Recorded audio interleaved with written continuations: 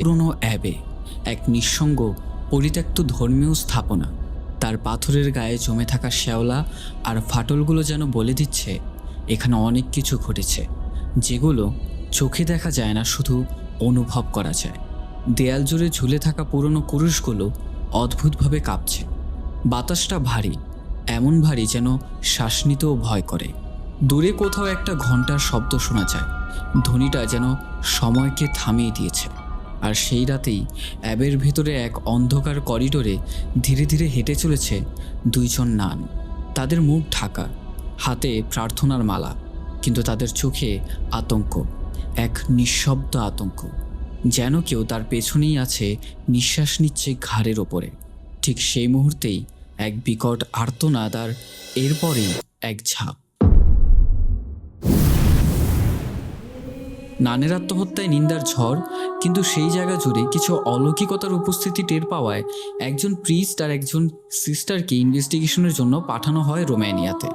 এবং সেখান থেকেই শুরু হয় তাদের অন্ধকারের উদ্দেশ্যে পদযাত্রা, এক কনভেন্টে যেটা ঈশ্বরের উপাসনার স্থান নয়, বরং শয়তানের বাসস্থান।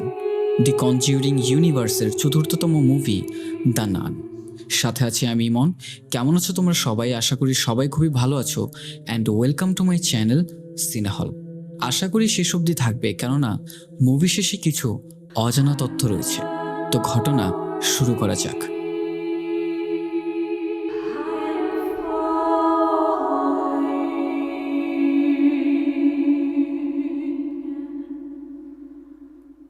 এই ঘটনার সূত্রপাত 1952 সাল থেকে।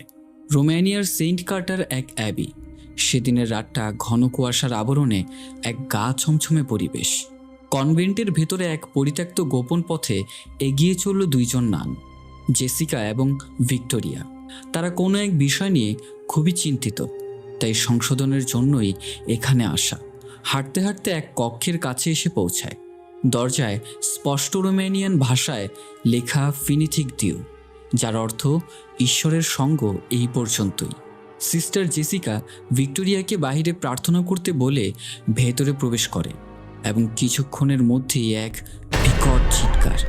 রক্তাক্ত অবস্থায় জেসিকা বাইরে এসে ভিক্টোরিয়ার হাতে একটা চাবি ধরিয়ে দিয়ে বলল, তুমি জানো কি করতে হবে, তাড়াতাড়ি দরজা বন্ধ করে দাও। এই শয়তান পৃথিবীতে আসতে চায়, এবং এর জন্য তার একটা শরীর প্রয়োজন। এটা কোনো মতেই হতে দেওয়া যাবে না, না হয় সব শেষ। কথাটা বলতেই তাকে কোনো এক অজানা শক্তি ভেতরে টেনে নিয়ে যায়। চার্চের সেই হোলি ক্রস উল্টো হয়ে যায় এবং তাতে আগুন লেগে যায়। ভিক্টোরিয়া এতটাই ভয় পেয়ে যায়, যার ফলে সে গেটটা লাগাতে পারেনি। তার এই ভুল এবং শয়তান যেন তার দেহে প্রবেশ করতে না পারে, এই ভেবে ঈশ্বরের কাছে ক্ষমা চেয়ে আত্মহত্যার পথ বেছে নেয়। এবং দেখা যায় নানদের পোশাকে সেই শয়তানকে।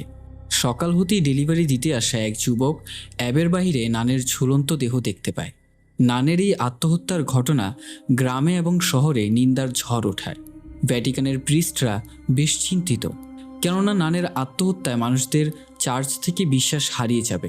উচ্চপদস্থ বিশপ, যিনি ভ্যাটিকানের গুরুত্বপূর্ণ ধর্মীয় কর্মকর্তাদের মধ্যে একজন, সে এই ঘটনার তদন্তের জন্য ফাদার বার্গকে ডেকে আনে। তাদের কাছে এই নানের আত্মহত্যার ঘটনাটা বেশ সন্দেহজনক, কারণ সেই পরিত্যক্ত অ্যাবি নিয়ে লোকালসদের মাঝে অনেক গুজব ছড়িয়ে আছে। এই তদন্তের জন্য তার একজন মেয়ে দরকার, কারণ কনভেন্টের ভেতরে ছেলেদের প্রবেশ নিষেধ। তাই বিশপ তাকে একজন সিস্টারকে সাথে করে নিয়ে যেতে বলে, যার নাম আইরিন। এখনও অবধি সে সন্ন্যাসী হওয়ার শপথ গ্রহণ করেনি। ফাদার বার্গ রোম থেকে চলে যায় লন্ডনের এক মনেস্টারিতে। সেখানে সিস্টার আইরিনের সাথে সেন্ট কার্টার সেই অ্যাবির বিষয়ে কথা হয়। তবে জানা যায় এই কনভেন্ট সম্পর্কে সে নাকি কিছু জানে না। তবুও তাকে নিয়ে রওনা হয় রোমানিয়াতে। আজ সকাল সকাল দুঃস্বপ্ন দেখে ঘুম ভাঙে সেই ডেলিভারি বয়ের। গেট খুলতেই ফাদার বার্গ আর সিস্টার আইরিনকে দেখতে পায়। সুন্দরী মেয়ে দেখলেই তার মাথা নষ্ট হয়ে যায়। শুরু হয় ফ্লার্টিং। তার নাম জানতে চাইলে সে জানায় তাকে ভালোবেসে লোকেরা ফ্রেঞ্চি বলে ডাকে। ফাদার বার্গ সোজা কথায় আসে যে তারা চার্চ থেকে এসেছে এবং এই অ্যাবির ব্যাপারে জানতে চাচ্ছে। ইনি হচ্ছেন সিস্টার আইরিন। সে যে একজন সিস্টার তা জানতে পেরে তার ব্যবহারের কারণে একটু লজ্জায় পড়ে যায়। ফ্রেঞ্চির কাছ থেকে জানতে পারে সেই অ্যাবের জন্য কাজ করে। সাধারণত প্রতিদিনের মতোই সে নিত্যদিনের খাদ্য সামগ্রী ডেলিভারি করতে গিয়ে এই ঘটনার সাক্ষী হয়। ফাদার বার্গ সেখানে যেতে চাইলে সে জানায় এই গ্রামে অ্যাবির নাম কেউ শুনতেও চায় না। কয়েক দশক ধরে এই অ্যাবির সাথে গ্রামের মানুষের কোনো সম্পর্ক নেই। অ্যাবির নাম শুনতেই থুতু নিক্ষেপ করে। তবে এখন তাদের সেখানে কে নিয়ে যাবে? সিস্টার আইরিন অনেক রিকোয়েস্ট করাতে সে রাজি হয়ে যায়। ফ্রেঞ্চিও আর না করতে পারে না। রওনা হয় রোমানিয়ার সেই কনভেন্টের উদ্দেশ্যে এক অন্ধকারের যাত্রায়। তাদের যাত্রা শুরু হয় ঘোড়ার ঠকঠক শব্দে এক শান্ত কুয়াশা মোড়ানো ভোরে। রোমানিয়ার দুর্গম এক পাহাড়ি অঞ্চল, যেখানে সূর্যের আলো খুব একটা ঢোকে না, আর পথ যেন অজানার দিকে নিয়ে যায়। চারিদিকে অরণ্যের গা ছমছমে নীরবতা। যাত্রার সঙ্গে সঙ্গে আবহাওয়া যেন অস্থির হয়ে ওঠে, আর এক অদ্ভুত ঠান্ডা হাওয়া যেন বারবার মনে করিয়ে দেয় এই পথ মোটেও সুস্থির নয়, বরং এক অজানা শক্তির সাথে সাক্ষাৎ। পথে ফ্রেঞ্চির সম্পর্কে জানা যায়। সে ফ্রেঞ্চ এবং ক্যানাডিয়ান মিক্স। তার পরিবার এখানে এসেছিল দ্বিতীয় বিশ্বযুদ্ধের সময় স্বর্ণের খোঁজে। এরপর ফ্রান্সে আর ফিরে যাওয়া হয়নি। এখানেই এই কনভেন্টের হয়ে টুকটাক কাজ করে। দীর্ঘ যাত্রা শেষে তারা কনভেন্টের কিছুটা দূরেই নেমে পড়ে, কেননা সেখানে কোনো পশু অবধি যেতে চায় না। চার্চ থেকে আদেশ এই জায়গাটা এখনও পবিত্র আছে কিনা তা দেখতে। তবে ফ্রেঞ্চি জানায়, আমার কাছে শোনেন, এই জায়গাটা অপবিত্র। এতটাই অপবিত্র যে গ্রাম থেকে কয়েকজন মহিলা এবং অসংখ্য শিশু এই কনভেন্টের এখান থেকে নিখোঁজ হয়েছে, এবং এরপর থেকে গ্রামের সবাই এই কনভেন্টের নাম শুনতেই থুতু নিক্ষেপ করে। তাছাড়া লোকমুখে শোনা গেছে দ্বিতীয় বিশ্বযুদ্ধের সময় এখানে বোমা নিক্ষেপের কারণে প্রায় কয়েকদিন যাবৎ এই কনভেন্টের জমি অস্বাভাবিকভাবে কাঁপছিল। তবে আমার মনে হয় এই কনভেন্টের বাইরে এই ক্রসগুলো শয়তানকে ভেতরে আটকে রেখেছে, না হয় কবেই বেরিয়ে যেত। তাছাড়া গত কয়েক বছর ধরে এখানে ডেলিভারির কাজ করছি। আজও অবধি এখানে কোনো নানকে দেখিনি, কিন্তু এই প্রথমবার কাউকে দেখলাম। বার্গ বলে, ওই লাশটা কোথায় রেখেছো তুমি? ফ্রেঞ্চি জানায়, ডেড বডিটা আইস হাউসে রেখে দিয়েছি। তবে সেখানে যাওয়ার পরে ফ্রেঞ্চি কিছুটা ভয় পেয়ে যায়, কারণ এই ডেড বডিটা সে শুইয়ে রেখেছিল, কিন্তু এখন এসে দেখছে তা বসে আছে। এরই সাথে মনে হলো পাশ দিয়ে কেউ হেঁটে গেল। বার্গ তা খেয়াল করলেও পাত্তা দেয় না। ভিক্টোরিয়ার ডেড বডি থেকে একটা চাবি পায়, সেটা রেখে তাকে কবরস্থ করে ফেলে। নজর যায় কবরের পাশে বেল লাগানো। জানা যায় এই প্রথা দ্বিতীয় বিশ্বযুদ্ধের থেকেই শুরু, কেননা গণকবর দেওয়ার ফলে মাঝে মধ্যে ভুলবশত জীবিতদের কবর দেওয়া হতো। তাই লাশের সাথে বেলটা বেঁধে কবর দেওয়া হতো, যেন জীবিত থাকলে বেল বেজে ওঠে। তারা সেই আত্মহত্যার ঘটনাস্থলে গেলে দেখতে পায় রক্তটা এখনও সতেজ, অথচ মৃত্যু হয়েছে আরও কয়েকদিন আগেই। কনভেন্টের ভেতরে প্রবেশ করলে আইরিন এক কালো পোশাক পরিহিত মহিলাকে দেখতে পায়। রাগী স্বরে বলে উঠল, তোমরা কেন এসেছো এখানে? সে তার কাছে পরিচয় দেয়, আমি অ্যান্থনি বার্গ, আর ইনি হচ্ছেন সিস্টার আইরিন। সেই মহিলা জানায় উনি মাদার সুপিরিয়র, মানে এই কনভেন্টের হেড। তবে চমকে দিয়ে সে আইরিনকে উদ্দেশ্য করে বলে, তুমি কেন এসেছো এখানে, যে কিনা এখনও অবধি শপথ পর্যন্ত গ্রহণ করেনি। ফাদার বার্গ জানায় যে কিছুদিন আগে এখানে একজন নানের আত্মহত্যায় ভ্যাটিকানের প্রিস্টরা বেশ চিন্তিত, তাই আমাদের এখানে তদন্তের জন্য পাঠানো হয়েছে। তবে মাদার সুপিরিয়র তা জানে না। তাই ফ্রেঞ্চি তাকে বলে, বাইরে আমরা তার মৃতদেহ পেয়েছিলাম। কিন্তু আগ বাড়িয়ে মাদার সুপিরিয়র জানায়, তো কাকে জিজ্ঞেস করে এই নানকে কবর দিয়েছ? তার এই রাগান্বিত মেজাজ দেখে বার্গ ফ্রেঞ্চিকে একটু বাইরে যেতে বলে।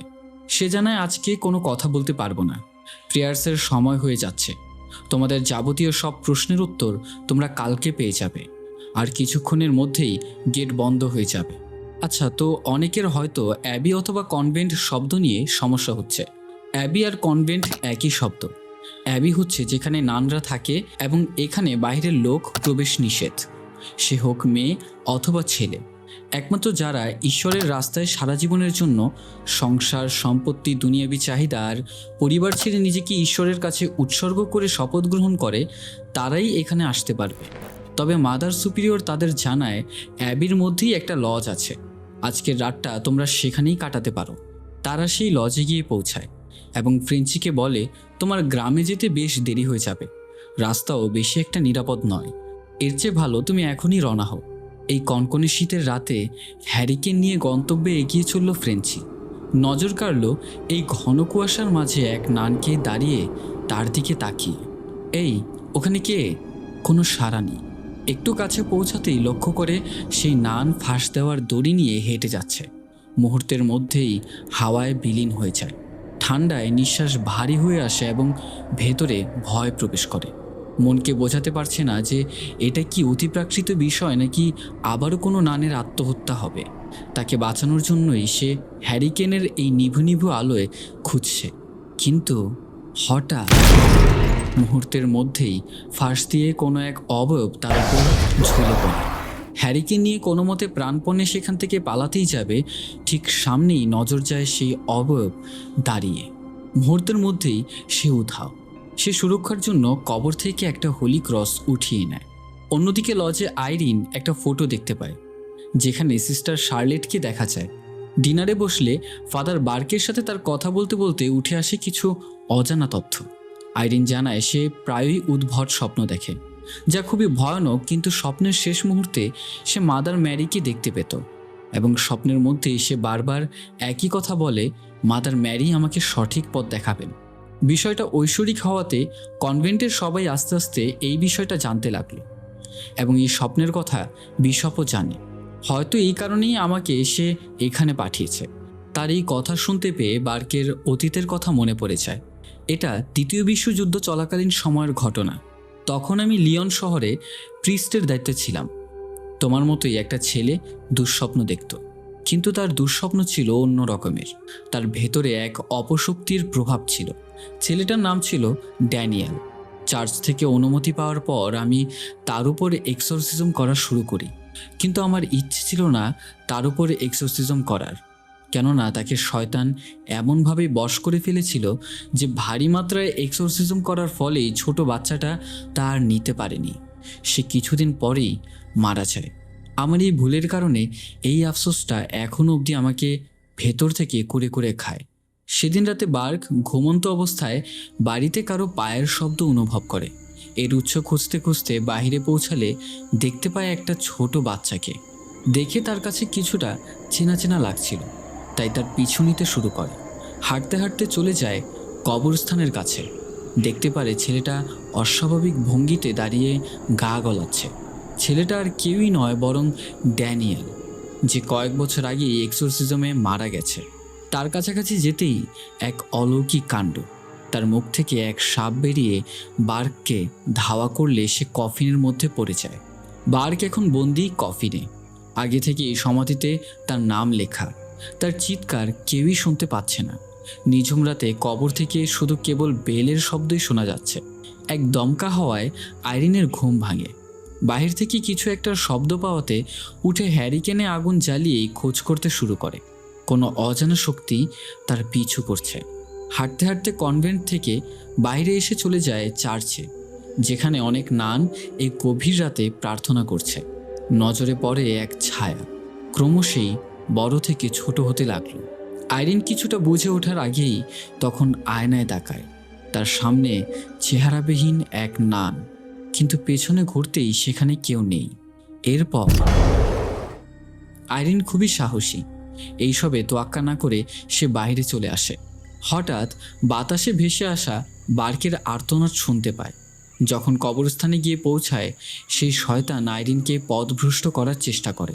কবর থেকে বেলের শব্দ আসছে ঠিকই, কিন্তু সবগুলো থেকে এখন কোনটাতে বার্ক রয়েছে সে বুঝে উঠতে পারে না।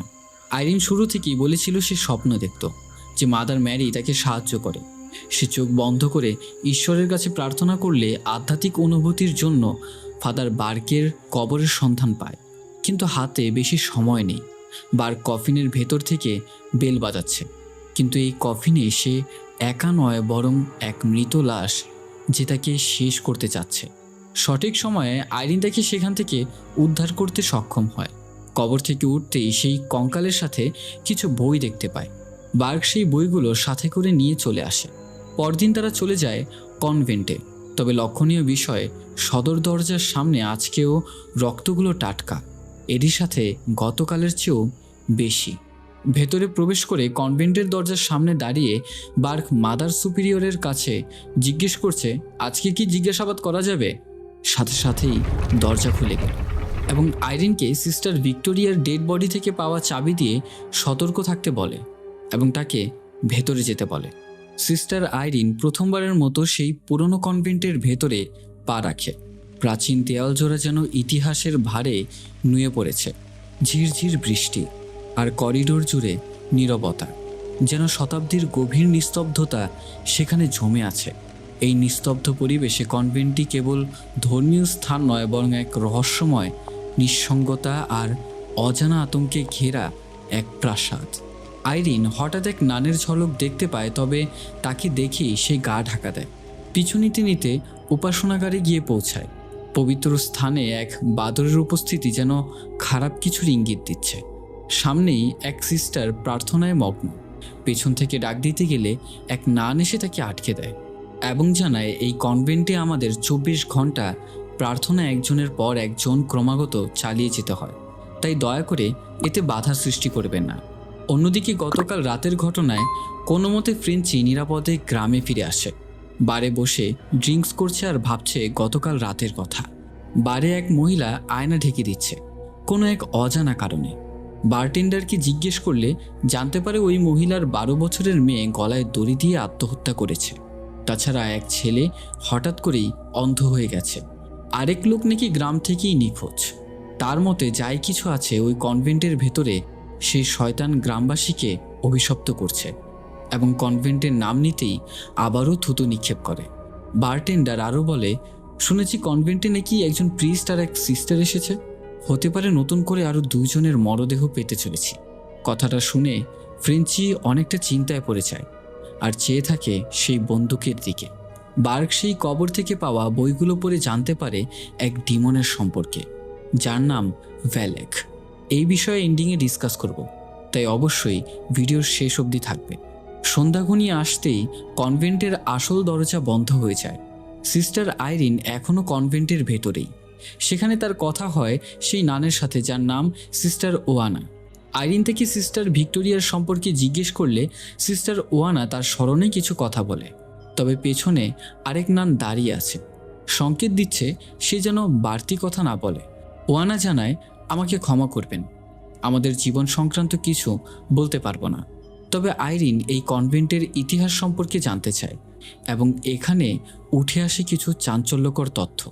ইউরোপের একটা ইতিহাস রয়েছে, এক অন্ধকার অধ্যায়। সময়কাল সাল 500 থেকে 900। এই সময়টাকেই ডার্ক এজ বলা হয়, কারণ তখন পুরো ইউরোপ জুড়ে ছিল অশান্তি, ভয়, অজ্ঞানতা আর ধর্মীয় উগ্রতা। রোমান সাম্রাজ্যের পতনের পর চারদিকে ছড়িয়ে পড়ে বিশৃঙ্খলা।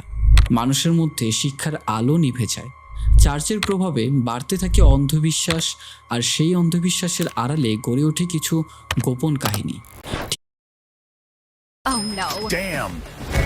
Yeah.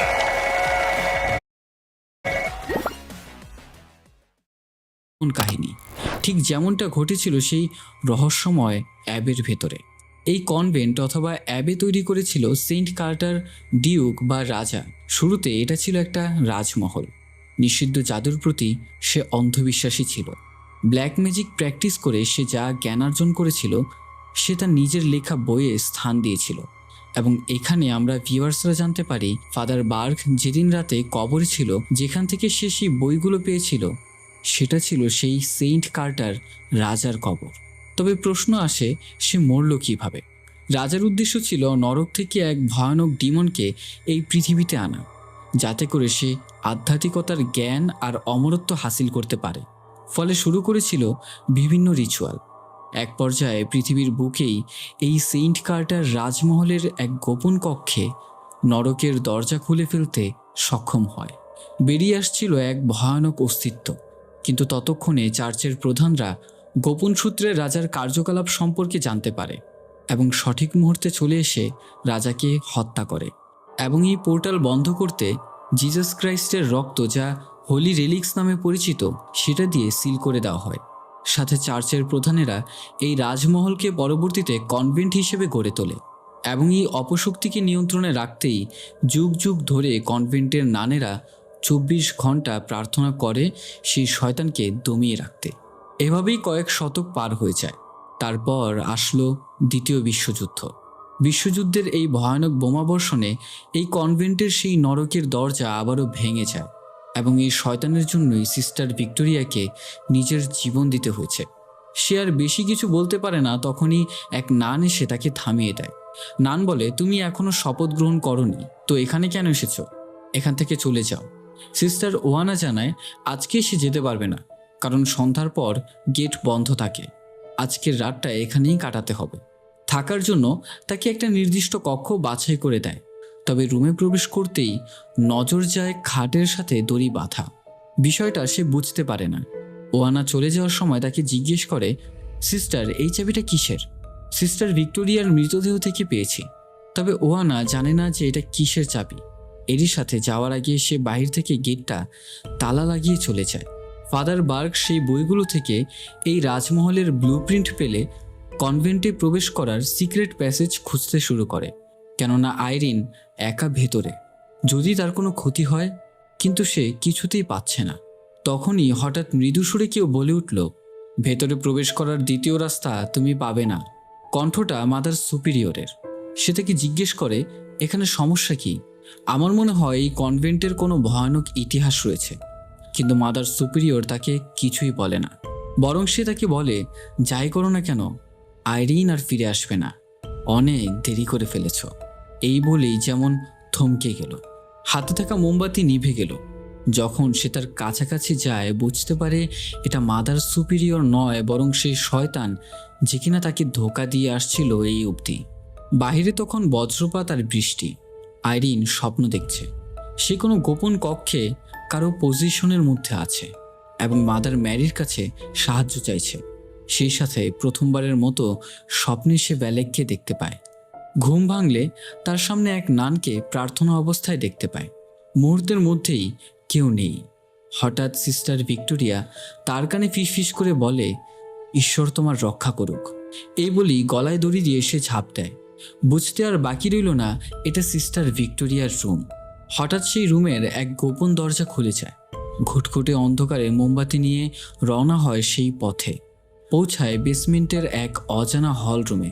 চারিপাশে হোলি ক্রস, সামনে রহস্যময় দরজা যার গায়ে লেখা ফিনিথিকটিও, ঈশ্বরের সঙ্গ এই পর্যন্তই। দরজা খুলে গেলে দেখা যায় ভ্যালেক দাঁড়িয়ে সমস্ত ক্রস উল্টাতে লাগলো। কোনো মতে হাতে থাকা চাবিটা নিয়েই সেখান থেকে পালাতেই যাবে, দেখে দরজা বন্ধ। সিস্টার ওয়ানা এসে তাকে বাঁচিয়ে নেয় এবং তাকে বলে, আমি তোমাকে সাহায্য করব, কিন্তু তুমি তাড়াতাড়ি সামনের পথ ধরে বেরিয়ে যাও, গিয়ে প্রার্থনা শুরু করো। বার্ক এবার কিছুটা শঙ্কিত। তার সামনে ড্যানিয়াল চারিপাশ থেকে তাকে হত্যার চেষ্টা করছে। সে বুঝতে পারে এটা ড্যানিয়াল নয়, বরং ডিমন ভ্যালেক, যে তার ভেতরের অনুশোচনাকে কাজে লাগিয়ে দুর্বল করতে চাইছে। কোনো মতে সেখান থেকে বের হতে সক্ষম হয়। আইরিন কোনো মতে চার্চে এসে পৌঁছালে দেখে সিস্টার ওয়ানা মৃত পড়ে আছে। তবে মনে প্রশ্ন জাগে, তাকে সেখানে কে বাঁচালো? হঠাৎ একদল নান মুহূর্তের মধ্যেই উপস্থিত হয়ে জানায় তাদের প্রার্থনা করে যেতে হবে। কোনো ভুল ত্রুটি ছাড়া যাই হয়ে যাক না কেন, চোখ খোলা যাবে না। ল্যাটিন ভাষায় শুরু হয় প্রার্থনা। মুহূর্তের মধ্যেই কোনো এক অজানা শক্তি সবাইকে ছুঁড়ে ফেলে দেয়, কিন্তু আইরিন তার মনোযোগ হারায়নি। অন্যদিকে বার্কের মনে পড়ে যায় ফ্রেঞ্চির বলা একটা কথা, যে নানেরা কনভেন্ট থেকে বের হয় না, তারা তাদের নিত্যদিনের সামগ্রী ডেলিভারি রুম থেকেই নিয়ে যায়, যার জন্য তাদের কনভেন্ট থেকে বাইরে যেতে হয় না। বার্ক বুঝে যায় যে দ্বিতীয় দরজা কোথায়। সেখানে গিয়ে পৌঁছালে সম্মুখীন হয় এক অবয়বের, কিন্তু সঠিক মুহূর্তে ফ্রেঞ্চি এসে তাকে বাঁচিয়ে নেয়। আইরিন প্রার্থনা করেই যাচ্ছে। কোনো মতেই অশুভ শক্তি তার ধ্যান ভঙ্গ করতে পারছে না, তাই তাকে পেছন থেকে আঘাত করতে শুরু করে। তবে কিছুক্ষণ পরে বোঝা যায় যে তার প্রার্থনা কোনো কাজেই দেয়নি, বরং তার পিঠে আছড়ে পেন্টাগ্রাম এঁকেছে এবং এখানেই তাকে সে পজিশনে নিয়ে নেয়। পরিবেশটা শান্ত হলে উঠে বাকি নানদের সান্ত্বনা দিচ্ছে। একটু পরেই ফাদার বার্গ আর ফ্রেঞ্চি সেখানে উপস্থিত হয়। তাদেরকে নানের কথা বললে তারা বলে, কোথায়? এখানে তো কোনো নান নেই। বার্গ জানায়, এই অবধি আমরা যা কিছুই দেখছিলাম সেটা ছিল সেই শয়তানের পাতা ভাত। সামনে পড়ে যাচ্ছে কয়েক সপ্তাহ আগের সিস্টার ওয়ানার লাশ। যখন তার জন্য প্রার্থনা করতেই যাবে, তার ডেড বডি হঠাৎ উঠেই তাদের উপর হামলা করে। ব্যাগ থেকে হোলি ওয়াটার বের করে ক্রসে ছিটিয়ে এই মৃতদেহে এক্সরসিজম চালায় এবং এই দেহ থেকে শয়তানকে তাড়াতে সক্ষম হয়।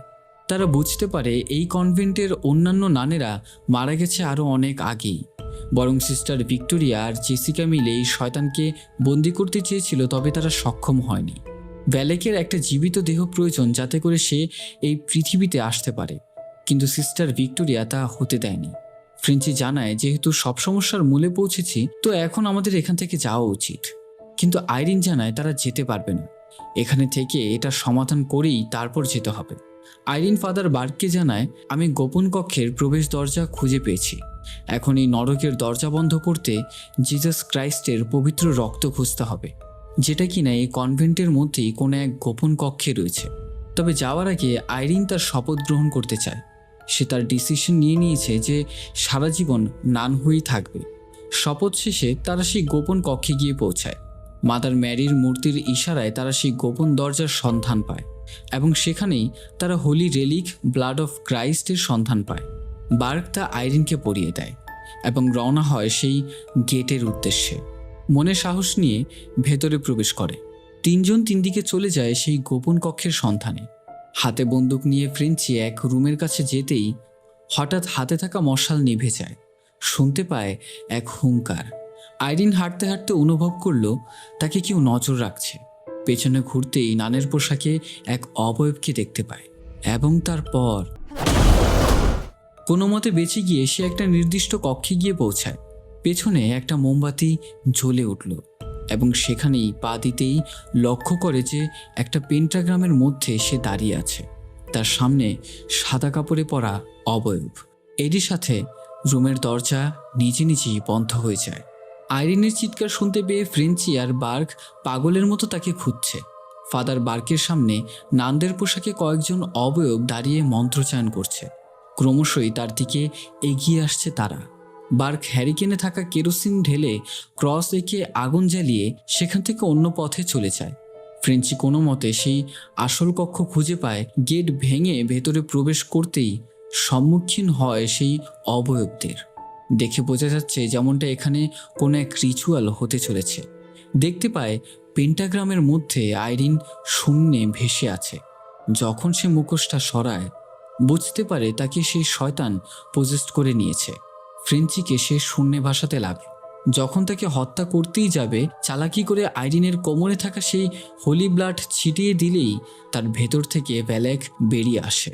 ভ্যালেক তার গলা চেপে ধরলে আইরিন তাকে বাঁচাতে আসলেই তার হুঙ্কারে সে ছিটকে গিয়ে পানিতে পড়ে যায়। বার্গ কোনো মতে সেই কক্ষের সন্ধান পেয়ে আসতেই যাবে, ভ্যালেক তাকে আটকে ফেলে। সাপের বেশ ধরে তার উপর আক্রমণ করে। এবার ভ্যালেক তার সর্বোচ্চ শক্তি দিয়ে আইরিনের উপর চড়াও হয়, কিন্তু তার হাত থেকে ভুলবশত সেই রেলিকটা পড়ে যাওয়াতে সে কিছুই করতে পারছিল না। কোনো মতে চালাকি করে সমস্ত রক্তমুখী নিয়ে ভ্যালেকের শরীরে নিক্ষেপ করে। ভ্যালেক যন্ত্রণায় ছটফট করতে শুরু করে। সম্পূর্ণ কনভেন্ট জুড়ে তার আর্তনাদে কেঁপে উঠল। এরই সাথে সেই নরকের প্রবেশ দরজা সিল হতে লাগলো। সঠিক সময়ে ফ্রেঞ্চি এসে তাকে পানি থেকে উদ্ধার করে তার প্রাণ বাঁচায়। সজ্ঞানে আসলে ফ্রেঞ্চি বলে, দুঃখিত, আমি তোকে কিস করেছি। না না, ওই কিস না, জীবন বাঁচানোর কিস। সকাল হতে হতেই তারা বেরিয়ে পড়ে গন্তব্যে। কনভেন্টে থাকা সমস্ত নানদের সমাধি দিয়ে প্রে করে নেয়। আইরিন ফ্রেঞ্চিকে জিজ্ঞেস করে, আচ্ছা তোমার আসল নাম কি? তা তো বললে না। সে জানায়, আমার আসল নাম মরিস থরাল্ড। আইরিন জিজ্ঞেস করে, তো এখন কোথায় যাবে? ফ্রেঞ্চি জানায়, রোমানিয়াতে থেকে শিক্ষা হয়ে গেছে। কোথায় আর যাব? নিজের দেশের বাড়ি। গ্রামে বাবার সাথে ক্ষেত খামারই করব। তবে দেখা যায় ফ্রেঞ্চির ঘাড়ে উল্টো ক্রস। বুঝতে আর বাকি রইল না যে ভ্যালেক সেখানে সিল হয়নি, বরং ফ্রেঞ্চিকে নিজের ভ্যাসেল বানিয়েছে। এই ঘটনার 20 বছর পর ক্যারোলিন নামের এক মহিলা কিছু প্যারানর্মাল সমস্যায় ভোগার কারণে এডওয়ার্ড ওয়ারেন আর লরেন ওয়ারেনের খোঁজ পেয়ে তাদের সাথে দেখা করতে চলে যায়। ইউনিভার্সিটিতে ডিমোনোলজি নিয়ে লেকচার হচ্ছে। সেখানে তারা একটা কেস নিয়ে ডিসকাস করছিল। একজন ফ্রেঞ্চ ক্যানাডিয়ান কৃষক, বলা চলে ক্লাস 3 অবধি পড়ালেখা করেছে কিন্তু পসেসড হওয়ার পর থেকে অনর্গল ল্যাটিন ভাষায় কথা বলতে লাগলো। ভয়ানক বিষয়, পসেসড হওয়ার সময় তার শরীরের বিভিন্ন জায়গায় উল্টো ক্রস দেখা যায়। লরেন আধ্যাত্মিক শক্তি ব্যবহার করলে হঠাৎ করে তার ভেতরে কাঁপুনি দিয়ে ওঠে, কেননা সে দেখেছিল ভ্যালেককে, এবং আজও অবধি কোনো এন্টিটি তাকে এতটা ভয় দেখাতে পারেনি। তবে যদি ক্যারোলিনের সাথে ঘটে যাওয়া ঘটনা জানতে চাও তাহলে ডেসক্রিপশন